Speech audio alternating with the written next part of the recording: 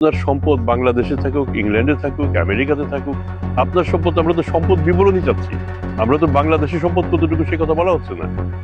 এমনকি আপনি যখন ট্যাক্স রিটার্ন জমা দিবেন, সেখানেও আপনাকে বলতে হবে যে আপনার বৈদেশিক উৎস থেকে কত আয়, সেটা আপনার বলতে হবে। আপনি যদি না করেন তাহলে আপনি অন্যায় কাজ করছেন।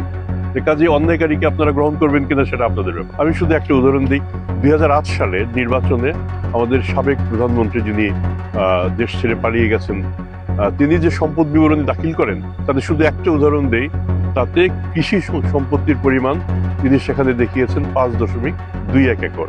আর আমরা যখন অনুসন্ধান করতে যাই, আমরা পেয়ে যাই 29 একর।